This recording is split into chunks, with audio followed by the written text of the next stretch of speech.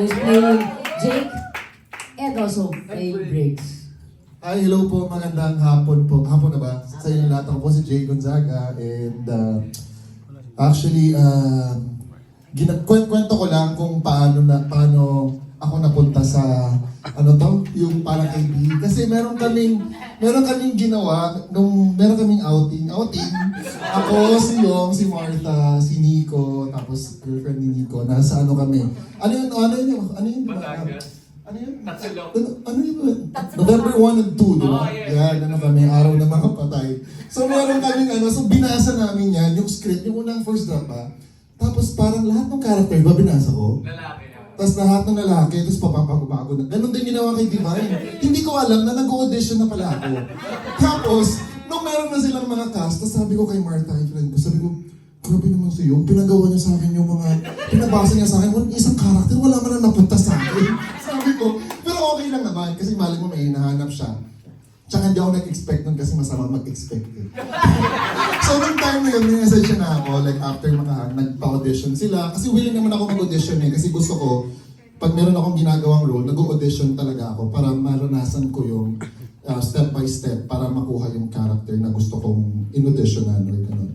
So buti na lang, minessage ako niyong and nung in-offer niya sa akin yung Jake and Briggs na role, nung binasa namin, doon nabasa ko na siya dati. Natatakot kasi ako kasi kay Sir Ricky yung, di ba, si Sir Ricky yung national artist natin. Tapos, mga ibang actors dito, naka-work ko na before, mayroong iba na bago.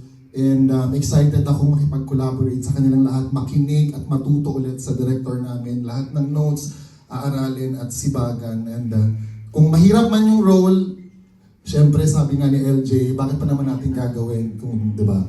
So fight lang tayo. So maraming salamat po at sana pumunod kayo para kay P. Parang nararamdaman ko napaka-challenging ito. Kasi hindi lang sa inyo nang galing, sa lahat. Di ba? I also, andito si Esteban, Mara? Yes, I want to hear from you kasi you're also one of the actors playing multiple characters. So, anong preparation mo rito? Hello po, magandang hapon. Ako po si Esteban Mara. As compared dun sa mga lead roles talaga na tawag dito, mga women, ako kasi yung role na Jake, Jordan, Briggs, I'll be playing 3 roles. Medyo straightforward naman sila. Kasi as compared nga sa mga women roles na may interaction with Luca. So ako masaya ako dun sa tatlong roles kasi very complex din sila kahit very linear sila. May iba't iba silang pinagkagalingan at may iba-iba rin silang arc and reason sa kanilang mga choices sa buhay. And nakakatuwa na, alam mo yun, kahit iba-iba ng choices yung mga tao, maiintindihan mo sila as long as iintindihan mo sila yung pinanggagalingan nila. So, ayun, yun lang po. Thank you. Thank you very much, Esteban. Siyempre, andito na ba si Aldo?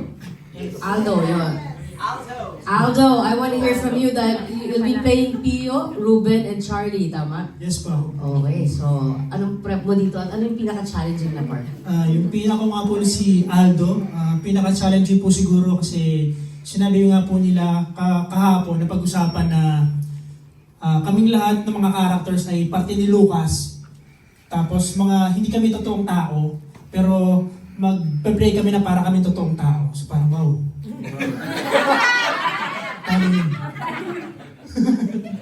So yun po yung pinaka as an actor, yun po yung kaya po ako nag-audition dahil at nagpupunta sa ibang mga roles dahil sa challenge at yun po yung pinaka-challenging sa akin kaya ko gustong gawin to. So sana magawa natin to. Sana magawa ko to. Kasi kung madali lang, bakit natin Sige. In the novel. I don't remember guys in the novel. I remember only the women. You mean there were men? Yeah. I don't like the men, I just remember all the women. They are characters in the novel. Kasi he said they're not real men. They're not real people. So what are they? Ghosts? Or is that your interpretation? wow. Mga karakter po na binuo ni Lucas sa utak niya. Yes po. Sir Ricky. Lifeline. Sino ba gusto sumagot ng tanong lang ito? Ano ba yung question? For the women, oo. Opo, Who is the Lucas character in the novel? yes. Yun nga po, kagaya na sinabi ni Sir Ricky, welcome po pala sa hosting ko. Grabe kahit press ko, challenging ha. I love this. Alright. Yes, opo, tama po yun. Masasagot ko po yan. Pinagandaan natin yan. Kaya po nila sinasabi, nila Sir, kahit sila LJ, na tumututok po tayo dun sa, kapag binasa natin yung libro, mas mapapansin natin yung mga love stories ng mga babae. Pero sa play na ito, ang makikita po natin, kung paano siya binubuo nung writer. Kasi sila po, ay yung mga apat po nating babae, ay mga karakter po sila sa sinusulat ni Lucas. Si Lucas po, sa kanya po nanggagaling, sa imahinasyon niya, sa mga nararamdaman niya, sa mga ayaw niya sa buhay at sa mga gusto niya.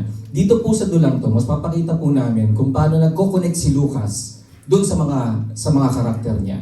Siguro po, yun po yung hindi masyado napapansin ng iba sa libro. Kasi nga, kasi nakakalunod yung mga kwentong sinulat ni Sir Ricky na sobrang nakaka-addict na paulit-ulit mo siyang basahin. Nakakalimutan mo. Yes, the women are very interesting. Kaya nga po mahirap din itong gagawin ko. Pero ba't ko ba po gagawin kung madali? Baka kasi hindi nyo nabasa yung novela eh. I think yung premise ang magpapaliwanag ko. Yes. Yung nobela ay tungkol kay Lucas, isang writer, totoong tao, na merong teorya. Ang teorya niya, sa 5 umiibig, ay may kota ang pag-ibig.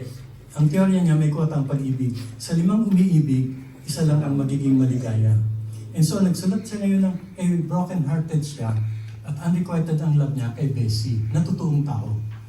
And so, nagsulat siya ngayon ng nobela, composed of 5 love stories ng 5 mga babae, to prove his theory na isa lang dito sa 5 ito magiging maligaya.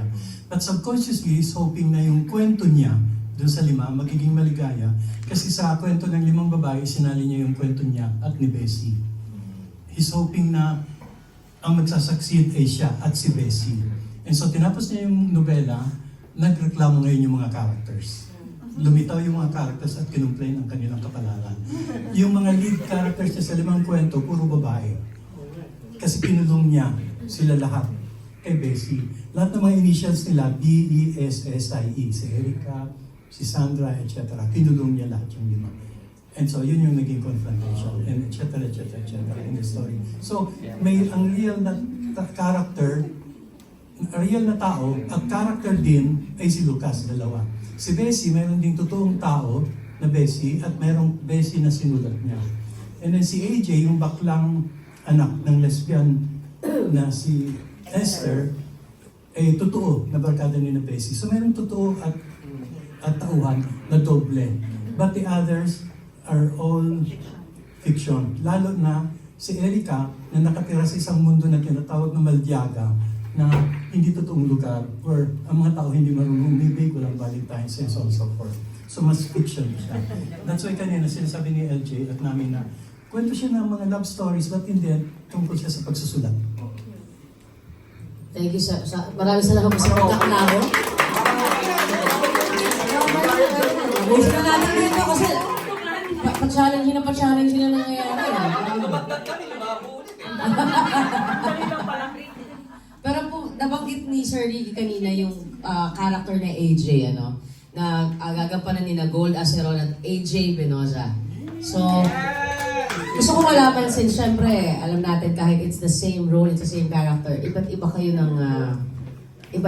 dito ng atake. So, ano yung sa tingin niyo magdi-distinguish sa inyo bilang 2 different AJs playing the same character? Hello po, ako po si AJ Benosa, gaganap na AJ. So, AJ sa AJ. Meant for you. Yes. Yeah. So, saan yun po yung question? Gusto ko malaman, syempre, bilang dalawa kayo artista rin, ano, who will alternately play the role of AJ.